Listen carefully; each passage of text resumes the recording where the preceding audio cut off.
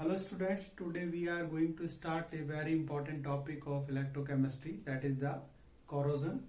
What is corrosion? This is the process of slow conversion of metals into their undesirable substances or compound. Generally these are the oxides by reaction with the moisture and other gases present in the atmosphere. कि जो metal होता है, metal जब air और moisture के contact में आता है तो कुछ अनडिजायरेबल कंपाउंड्स बनाता है जिससे कि उसकी स्ट्रेंथ खराब होती है, स्ट्रेंथ खत्म होती है और धीरे धीरे वो डिके करने लगता है. This process is known as a corrosion. और कोरोजन मेनली मेटल्स को खराब करता है और इससे हमारे जो मेटल है उनकी स्ट्रेंथ कम होती है और उनकी ड्यूरेबिलिटी भी कम होती है. First of all we discuss about the few example of corrosion.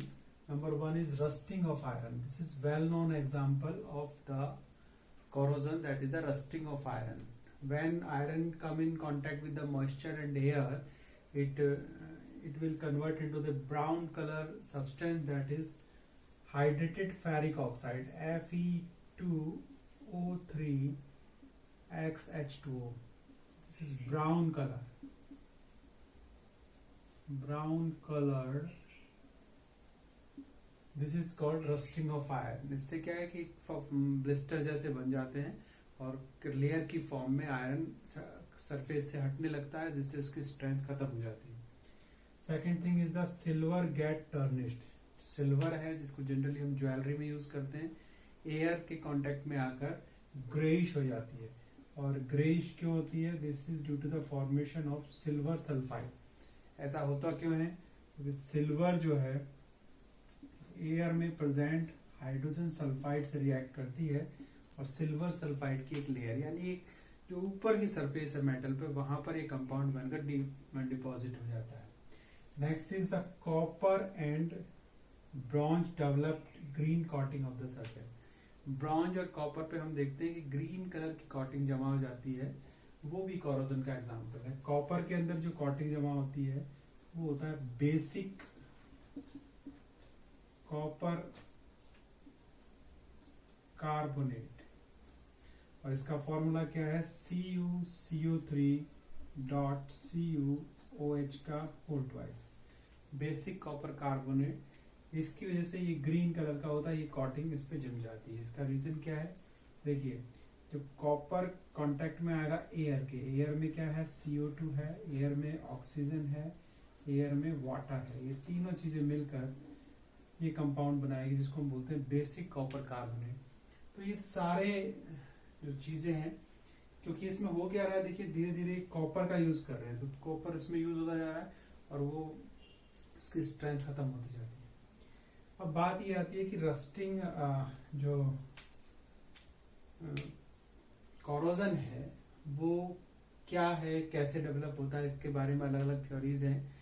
एक थ्योरी तो ये है कि कोई भी मेटल अपने ऑक्सीजन से रिएक्ट करके ऑक्साइड में कन्वर्ट हो जाता है और इसी को हम कोरोजन कहते हैं. लेकिन इस थ्योरी में जैसे कि एल्युमिनियम है, वो कोरोजन करके एल्युमिनियम ऑक्साइड बनाता है, लेकिन वो उसके लिए प्रोटेक्टिंग लेयर की तरह काम करता है.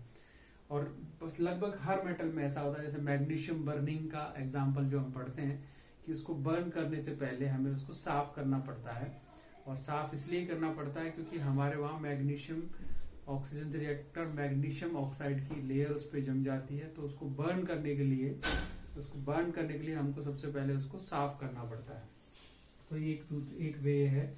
दूसरा जो तरीका है वो है इलेक्ट्रोकेमिकल वे. इलेक्ट्रोकेमिकल वे की वजह से, इलेक्ट्रोकेमिकल रिएक्शन की वजह से भी कोरोजन होता है. Now we are discussing the electrochemical way. यहाँ पर कुछ बातें, फिर हम इसके बाद इसके फैक्टर्स पढ़ेंगे और कैसे इसको प्रिवेंट कर सकते हैं ये पढ़ेंगे. सबसे पहले हम देखते हैं कि कैसे इलेक्ट्रोकेमिकल वे में क्या है. देखिए, ये हमने एक आयरन का पीस लिया है और यहाँ आयरन पर ये एक एरिया है जहाँ पर वाटर डिपॉजिट हो गया, यानी पानी की एक ड्रॉप है जिसको हमने यहाँ ग्रीन से जमा किया. देखिए, किसी भी इलेक्ट्रोकेमिकल रिएक्शन के लिए अभी हमने सेल में पढ़ा क्या चाहिए? एनोड, कैथोड और एक इलेक्ट्रोलाइट. तो यहाँ पर सबसे पहले एनोड कौन है?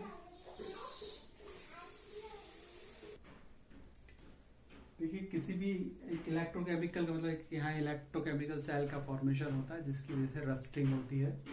तो इलेक्ट्रोकेमिकल सेल में एक एनोड, एक कैथोड और एक इलेक्ट्रोलाइट होता है। तो सबसे पहले देखिए यहाँ एक हमने पीस लिया आयरन का, तो इसका प्योर आयरन अंदर का जो हिस्सा है वो एनोड की तरह काम करेगा।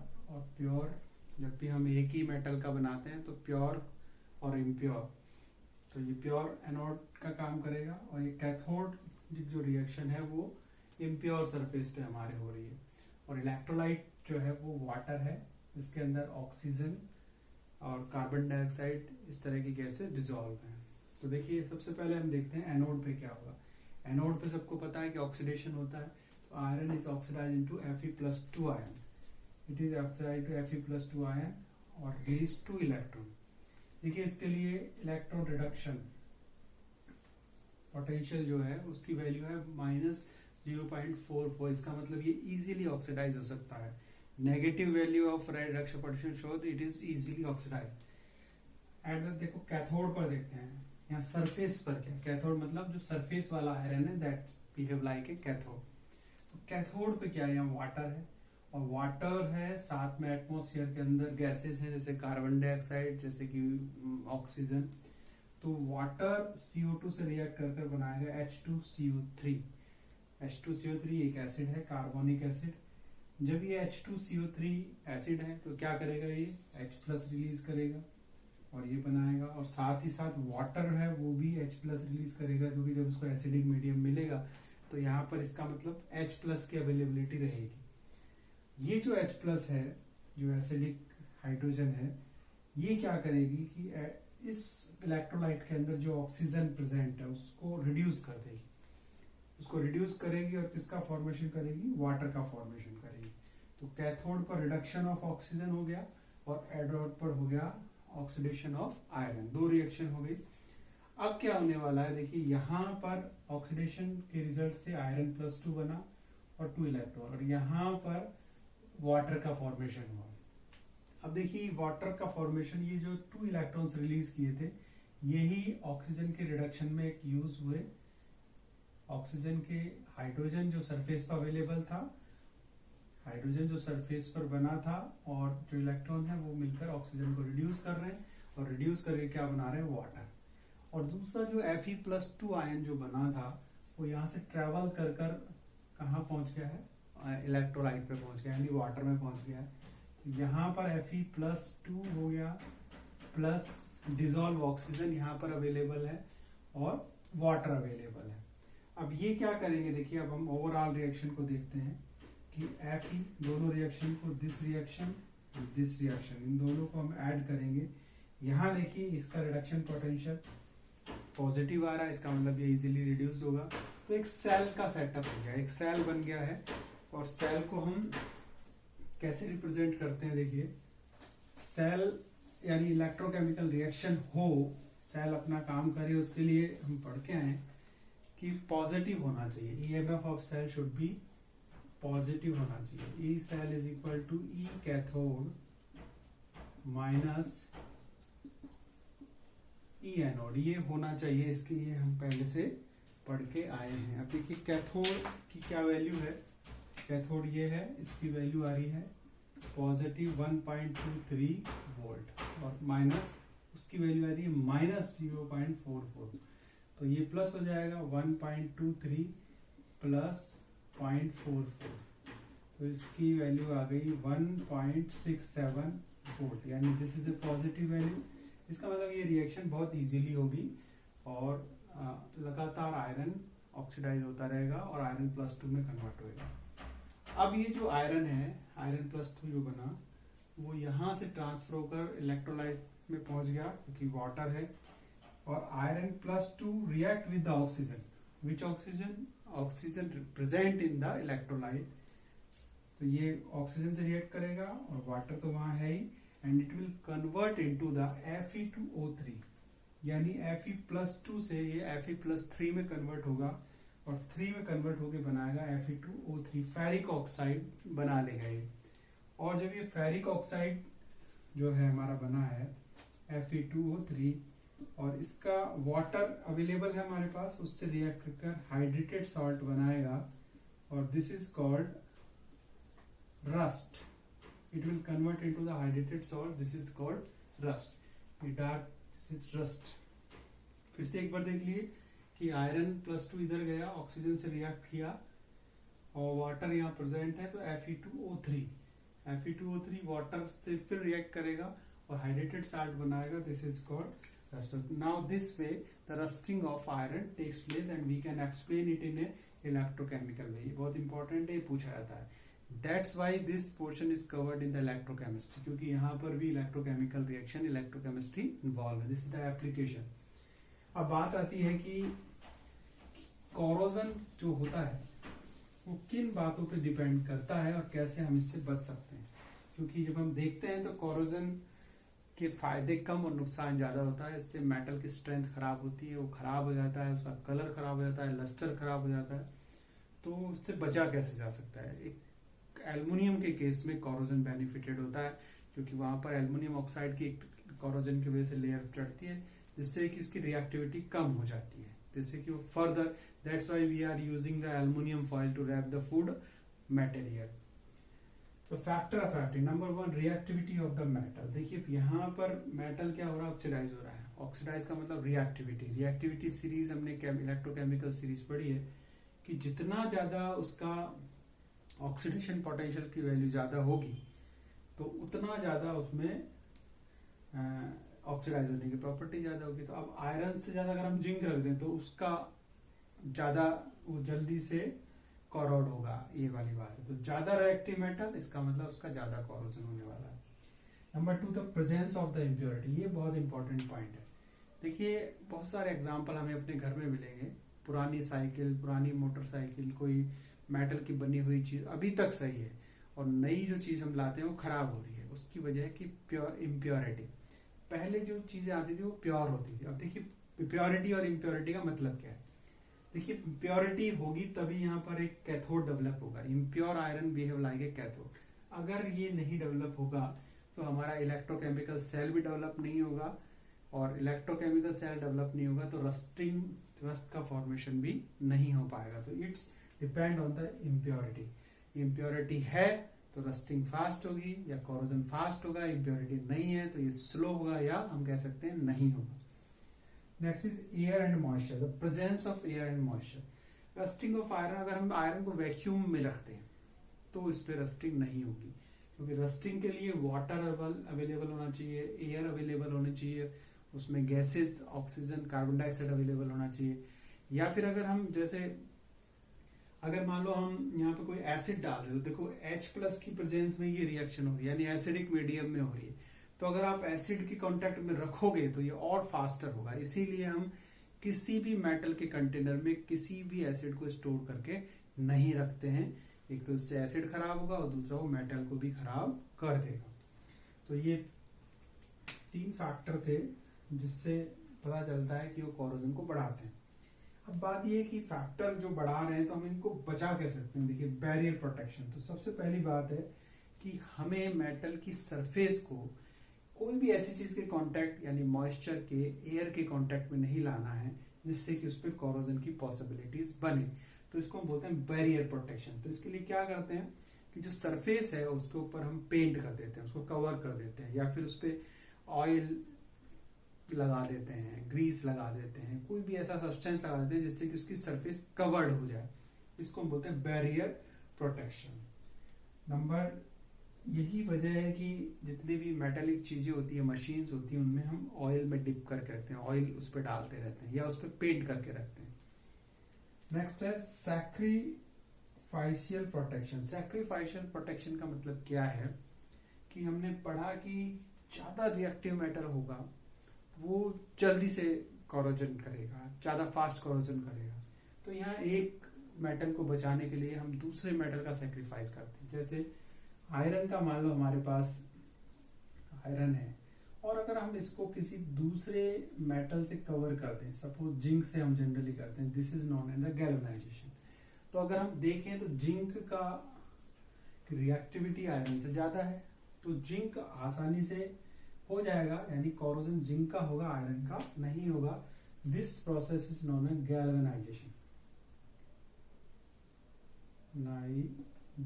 इससे हम इसको प्रोटेक्ट कर लेते हैं जितने भी क्योंकि कंस्ट्रक्शन में बहुत ज्यादा आयरन का यूज होता है, तो गैल्वेनाइज आयरन का हम वहां पर यूज करते हैं। नेक्स्ट है इलेक्ट्रिकल एंड कैथोडिक प्रोटेक्शन। देखिए ये भी एक तरह से इसी का एक फॉर्म है। यहाँ क्या करते हैं कि हम जैसे कि ये आयरन का कोई टैंक है, इसमें पानी भरा हुआ है, जनरली रेलवेज में बहुत यूज होता है इसका, टैंक है, तो यहाँ इसको किसी दूसरे मोर रिएक्टिव मेटल जैसे मैग्नीशियम, और इसका यूज होता है जो शिप होते हैं बड़े बड़े पानी में डिप रहते हैं, तो वहां कोरोजन बहुत फास्ट होता है, क्योंकि एक तो water moisture available, air available, साथ में सॉल्ट भी अवेलेबल, तो उससे कोरोजन की रेट बहुत फास्ट होती है। तो उसको प्रोटेक्ट करने के लिए नीचे एक मैग्नीशियम की लेयर लगा देते हैं। तो रीजन क्या है कि मैग्नीशियम और आयरन दोनों में इसमें क्या होगा, मैग्नीशियम जल्दी से ऑक्सीडाइज होगा। जब मैग्नीशियम ऑक्सीडाइज होगा तो आयरन का ऑक्सीडेशन, क्योंकि दो मेटल को जब हम कनेक्ट करते हैं तो एक एनोड बनता है, एक कैथोड बनता है, and it depend on the electrode potential. तो इसका इलेक्ट्रोड पोटेंशियल यानी इसका ऑक्सीडेशन ज्यादा होगा, तो इसको अपने आप रिड्यूस होना पड़ेगा। इसका मतलब ये हुआ कि iron can not convert into the iron +2। तो जब आयरन +2 में कन्वर्ट ही नहीं होगा तो then it can not convert into +3 and it can not form Fe2O3 and hydrated salt of Fe2O3. That's why we can protect the iron from the rusting.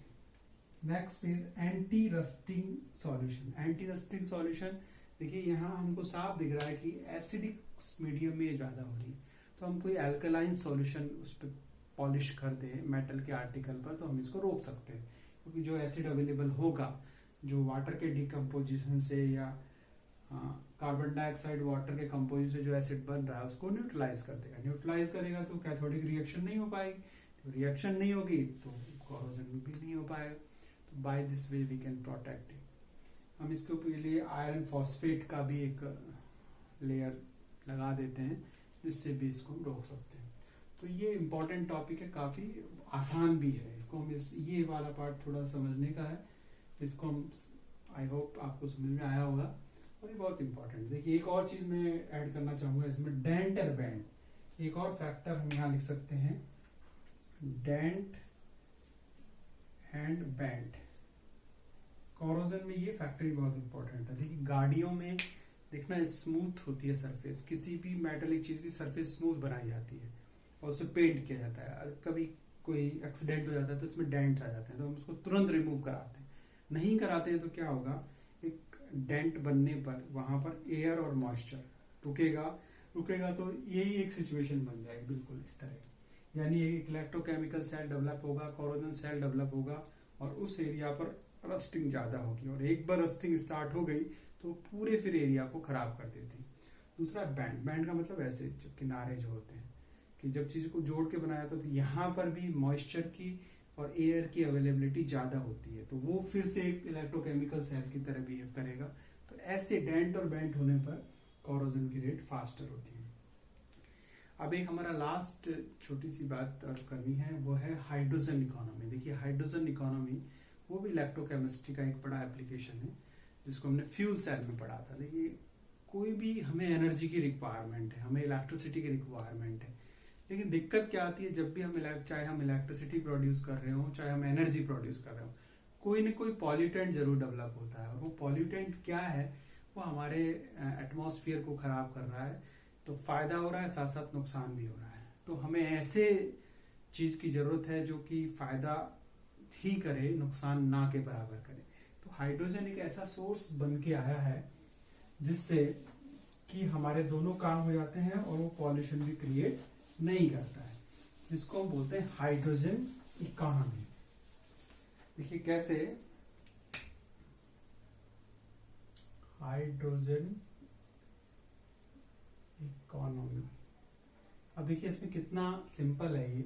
पहली बात तो जब हम हाइड्रोजन को बर्न करते हैं ऑक्सीजन की प्रेजेंस, तो बनता है वाटर, और इसमें लार्ज अमाउंट ऑफ हीट बनता है, और हम इससे इलेक्ट्रिसिटी, फ्यूल सेल में हमने पढ़ा था, इससे हम क्या बना सकते हैं, इलेक्ट्रिसिटी। अब देखिए ये एक बेस्ट फ्यूल है। तो क्या है कि यहाँ वाटर बन रहा है, एज ए प्रोडक्ट वाटर बन रहा है, तो वाटर कोई पॉल्यूटेंट नहीं है, बल्कि इसका यूज हम ड्रिंकिंग में या किसी और एक्टिविटी में कर सकते हैं। अब दूसरी प्रॉब्लम होती है कि रिएक्टेंट कहाँ से आए। अब देखो रिएक्टेंट को भी हम इजीली वाटर के इलेक्ट्रोलाइसिस अगर हम करें तो we can get hydrogen and we can get oxygen. तो दोनों ही प्रोसेस, इलेक्ट्रिसिटी की सप्लाई से हाइड्रोजन बना सकते हैं और उससे फिर हम इलेक्ट्रिसिटी बना सकते हैं। तो इलेक्ट्रोकेमिस्ट्री का ये बहुत ही जबरदस्त यूज है हाइड्रोजन की फॉर्म में, जिसको हम हाइड्रोजन इकोनॉमी कहते हैं। और इसके इस बार इस एरिया में बहुत ज्यादा रिसर्च हो रहा है और इसको ज्यादा से ज्यादा यूज करने का, क्योंकि इससे पॉल्यूशन से हम बच सकते हैं। इससे हमें रिएक्टेंट भी अवेलेबल है और प्रोडक्ट के फॉर्म में हमें किसी भी तरह का कोई पॉल्यूटेंट नहीं मिल रहा।